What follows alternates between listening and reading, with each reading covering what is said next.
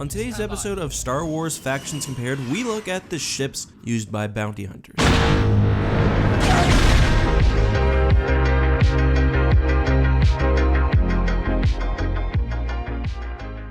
Hey guys, this is EckhartsLadder. Hello and welcome to another episode of Star Wars Factions Compared. Today we will be examining and ranking 6 famous ships used by bounty hunters in Star Wars Legends. In ranking today's ships, we're not specifically looking for the most powerful or the deadliest vessel, but rather the one that best serves a bounty hunter. So which one has the best combination of speed, weaponry, stealth, prisoner transportation systems, and everything else that would be useful to a bounty hunter. So first I'll give a brief description of each one of the ships, and then at the end we'll rank them from worst to best. First, let's examine the Houndstooth. The Houndstooth is, in my opinion, a fairly ugly vessel owned by Bossk. When looking at it, I don't think you'd assume that it was meant for bounty hunting. It looks more like some sort of transport or freighter. While it's not as fast as some of the other ships on this list, don't let the size fool you. It still has decent maneuverability and acceleration. Weapon-wise, however, it is fairly lightly armed. It had only a single quad laser cannon, not unlike those found on the Millennium Falcon, along with a proton torpedo launcher and an ion cannon. And this is really the weakness of the ship. Quad laser cannons are great weapons for ships of this size. However, the laser cannon on the Houndstooth is at the bottom of the ship. This vessel is a huge target from multiple angles. Anyone attacking the Houndstooth can easily do so from above, where the weapon can't reach. Sort of making up for that is the fact that the ship was well shielded and heavily armored, but I still think if you're gonna go with a ship that big, you might as well make it as effective as possible by putting more weapons on.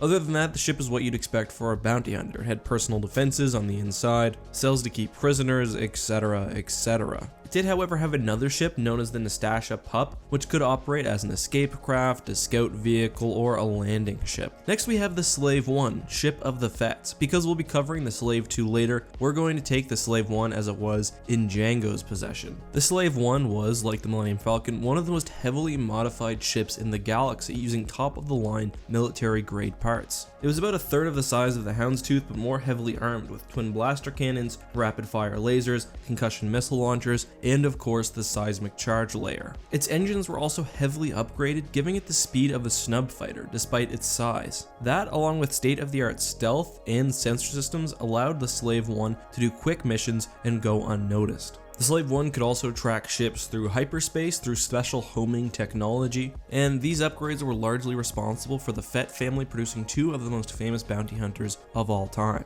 The interior of the ship wasn't exactly remarkable. It did have special cages for difficult to transport victims, as well as an onboard escape pod, but it's really the exterior modifications which make this ship shine. Let's move on now to the second ship of Boba Fett, the Slave 2. The Slave 2 really only appears in the Dark Empire comics, so we don't see it nearly as much as the previous ship. However, I feel fairly confident in saying that it was a downgrade. First of all, it didn't have 20 years plus of modifications on it like the Slave 1 did. It's also larger, so I think the key area where Boba probably saw a downgrade was in ship speed and maneuverability. The Slave 1 was basically the fastest possible ship for its class. Given the extra 10 meters that the Slave 2 has, I think the downgrade would actually be fairly significant. There was also no stealth system, so covert operations are already more difficult in this ship. On top of that, the Slave 2 was also less well armed. The greater size, however, can be somewhat of an advantage. It gives you more space to plan missions, carry cargo, or prisoners, but overall I think it's just a less effective ship. I do like the rear-facing proton torpedo launcher, but I don't think that's necessarily more effective than the seismic charges used by Jango. Next we have the Punishing One, Ship of Dengar. The Punishing One is a Jumpmaster 5000, a ship which is intended to create new hyperspace lanes. It sort of makes sense that a ship designed for one person to spend a lot of time in would be used by a bounty hunter. However, the fact that the stock ship isn't meant for fighting does raise some questions in my mind. We know that Dengar added extra weapons, but we have no information about shielding or extra hull plating that he added. The 7th edition of Star Wars Gamer magazine, which I was lucky enough to have, actually says Dengar made fewer modifications to Punishing One than most bounty hunters feel their ship needs. One thing the magazine explicitly does not mention is whether he swapped out the hyperdrive. It does give hyperdrive stats below. Keep in mind that this was an RPG source book. The The standard Jumpmaster 5000 had only a Class 3 hyperdrive, which is fairly slow for your bounty hunting needs. One thing it does mention, however, is that the ship uses an R2 unit to fire the quad laser cannons. The R2 unit is actually immobile, so it can't make changes to the rest of the ship, but that is sort of interesting. Next we have the IG-2000, ship of IG-88. Star Wars Gamer 7 says that the ship type that it's based off of pushed the limits of what could be considered a fighter. At 20 meters long and including 2 decks and a crew of 4, many military experts saw these ships more as assault shuttles or blast boats. As a result, they never sold well, though are nearly perfect for a bounty hunter's needs. I'm not necessarily sure I agree, especially when compared to the other excellent ships on this list, but let's take a closer look. One of the main changes that IG-88 made was a repositioning of the tractor beam system. Originally the ship only had one tractor beam. He replaced that for an ion cannon and added a tractor beam on each one of the ship's mandibles. This makes it very effective for disabling and capturing enemy vessels. Other than that, the ship was fairly lightly armed with only 2 heavy laser cannons, no quad turrets, no missile launchers like you see on most of the ships on this list. I think this ship is really focused more on, as I mentioned, assaulting enemy vessels. The IG-2000 also made use of drones, which could attack and scout out enemy ships which had just been captured, and is full of advanced computer systems which can be used to hack into enemy electronics. While the ship was lightly armed, it wasn't exactly bad in a battle, largely due to its high maneuverability and speed. The ship was likely comparable in both areas to the Slave 1. This is especially true when the ship was under the command of IG-88, who has inhuman reflexes and does not need to worry about inertia. Besides for changes to the ship's engines and weapon systems, it seems like the IG-2000 was more or less a stock aggressor assault fighter. The interior of the ship was also more or less left the same, although some cells were installed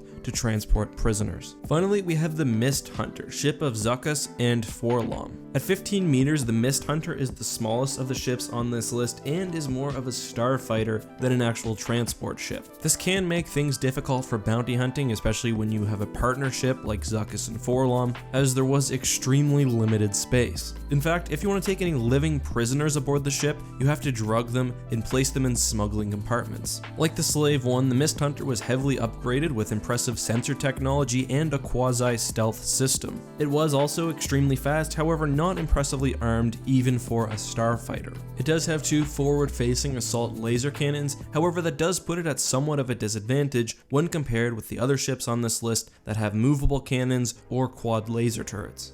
That being said, due to its small size, it's likely very fast and maneuverable, so I wouldn't count it out in any dogfight. Alright, so let's rank these ships from very worst to very best. And again, we're not seeing which one is best in a head-to-head fight, but which one is best for bounty hunting. In 6th place is the Punishing One, ship of Dengar. I mean, even this ship isn't that bad, but Dengar could have more heavily modified it to keep up with the rest. That being said, I think it's very clear that Dengar prefers to kill his targets on the ground. The Punishing One did have decently upgraded weapons, however Dengar didn't appear to touch either the shield, the hull, or the engines, which puts it a step behind the other vessels on this list. Next we have the Houndstooth, ship of Bossk. This is by far the largest vessel on the list at 60 meters. However, I don't think the size is well used. Good on Bossk for reinforcing the hull and the shield, but he should have added more weapons. Only having a single quad laser cannon and one at the bottom of the ship I don't think really makes sense. I like that it has the secondary scout ship, but I just think overall the Houndstooth is a little too bulky and not well enough armed to be higher on the list. Next is the Mist Hunter, a small ship, only 1/4 the size of the Houndstooth.